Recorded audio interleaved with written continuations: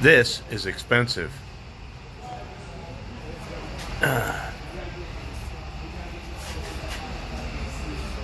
This is all expensive.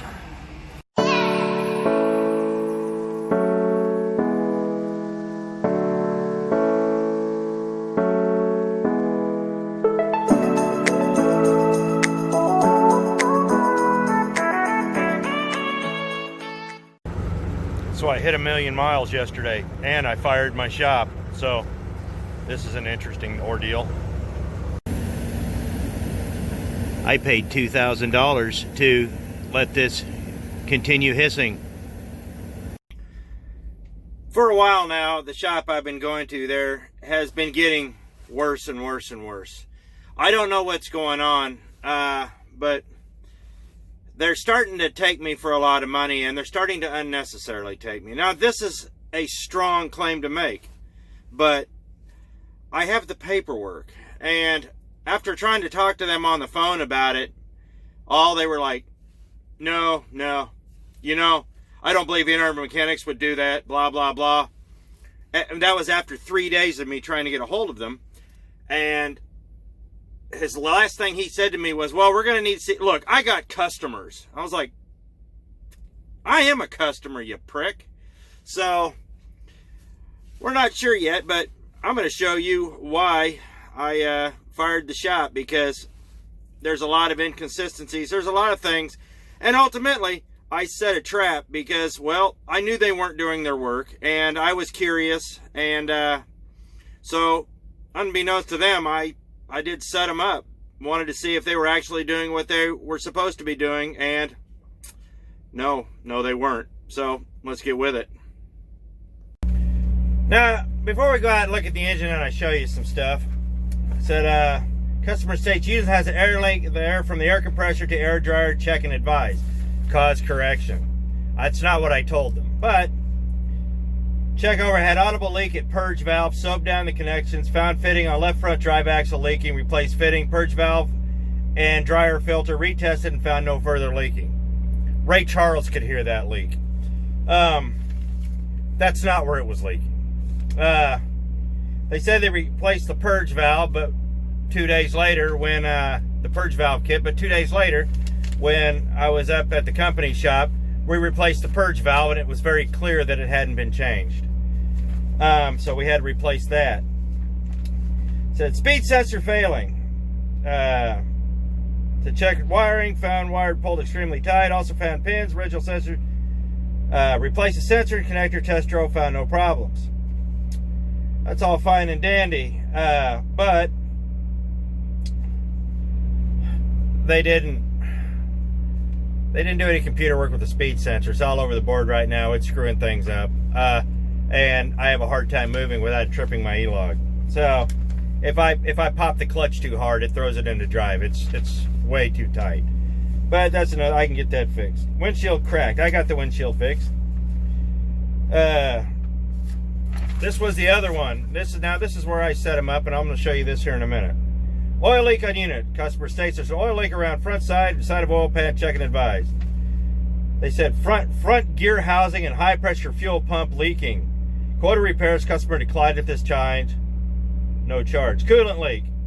Customer states that coolant is seeping from reservoir where something hit it, check and advise, correction. No leak was found, top to cool, no charge. They said they pressurized. There was 2 cracks in the there was 2 cracks in the purge tank. I showed them where one of them was. It's not leaking.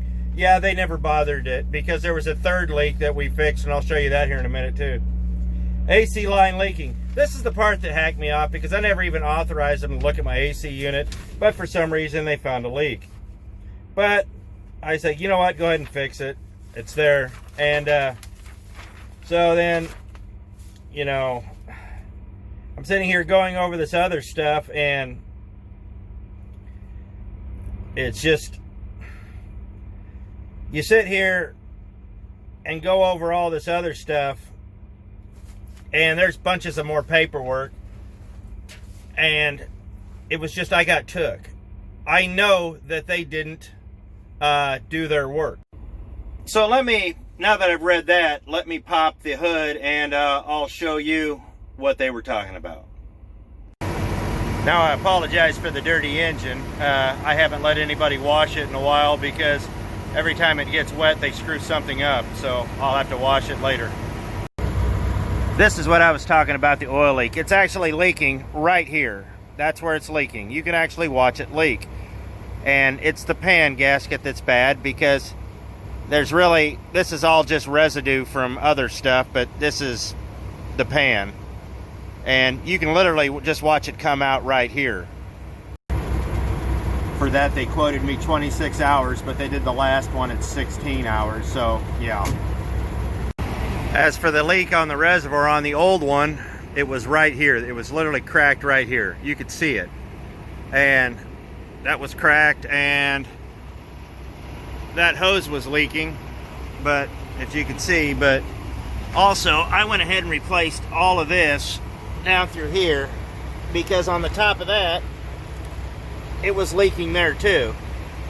But this kind of inattention to detail is something that's been going on, like a repair I had a while back. I told them that I had a leak on the power steering unit here. I had to replace the power steering, but it was leaking. So it was leaking. So they replaced the hose, but they never bothered to replace the fitting. I had to take it back twice, and you can still see where it's been leaking.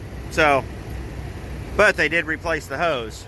But what good is that, you know? And then I had to put new, these are non-serviceable, so you have to replace them. This one was binding up, so I had to replace both of them there and there. And they didn't put my steering wheel back straight. That's why I go down the road at a 45-degree angle now, because they just slammed it together and called it good. Now, truthfully, there are several other things that have happened. Like I had my fifth wheel rebuilt. The guy screwed it up so bad it took us a day to get a trailer unhooked. You know, it just, you tend to find a shop and you want to use the same shop. You want a local shop. You want something that's convenient for you. And that's why I did this. Now, truthfully, I had been warned several years ago, you probably don't want to use these guys for the things that I just mentioned. Well, every shop has their pricks. Every shop has their losers. I've talked about this before, you know. And this is what happens. And truthfully, they don't have the best reputation, but who really does? So I really didn't think anything of it. Well, their colors started coming out. And now, as you saw in just those examples of what I'm having to deal with this shop. Now, there's not going to be any lawsuit or anything like that. There's no point in it. I'm just at the point where it's too much for small claims and not enough for big claims. It's kind of right in the middle. And I probably going to take my paperwork in and see if they will make it right and show them everything that happened. But will they make it right? Probably not. And I'm not holding my breath, because if you hold your breath, you'll die. So this is where we're at now. And this is why in one of my other videos, I talked so strongly about getting to know your equipment. I did not feel good about what I had to do because I sensed something was wrong. Because about the last 3 times the truck was in, it came out just as bad as it did when it came in. I had to take it to another shop to get a couple things fixed. But some of the things they fixed, there was just things that were off. I was not having a good feeling. And this last time, I was like, I'm not gonna tell them. I showed them where that one leak was. Didn't tell them about the other ones, because I'd already told them about them. They say there's no leak, but yet when it's in your back lot, there's a puddle this big under it. And well, what do you do from there? So I know they didn't do their job. And it cost me a lot of money. And that's why I said, you need to know your equipment. I know where every leak is. I know where the air leaks were. I know where that air leak is, and I know why it's spitting out the back. But I didn't tell them that because I kind of figured what would happen. They needed to find it themselves and tell me. And they didn't. They half-assed it. It was not fixed. It wasn't fixed from the moment I left. But I had to go back to work. So, where do you go from there? Well, you go find another shop. And finding another shop sucks. But, in reality, there's shops everywhere. And if you're in this business a while, you're going to start realizing that you don't have to go to a local shop. I prefer to go to local shops because I can drop the truck off, go home, and take care of my home time stuff. But if I have to put it in at Sioux City, Sioux Falls, Council Bluffs, somewhere up there, that's what I do. I got a phone, make an appointment, tell them when I'm going to be in, see if they can get me in. If they can, boom, take the truck there. So that's a little bit of what I'm going through. And, you know, so, but on the bright note, crossed 1,000,000 miles. The truck's running phenomenally. A lot of the maintenance stuff that I've been going through is just actual maintenance. I mean, I got 1,000,000 miles on the truck. It's a 2014. The truck's 7 years old. But Peterbilt started replacing these little brass fittings like these with the plastic quick connects. And I've been just on a tear replacing all of them because it seems like they're all failing. Truck's not that old, but it's got a lot of miles on it.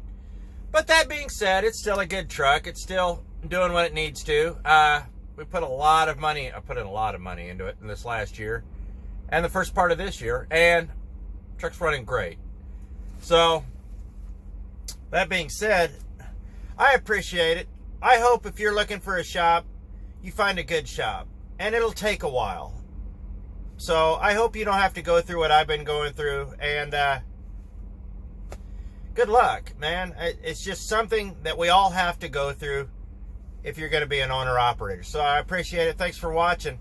Have a good day, and we'll catch you next video.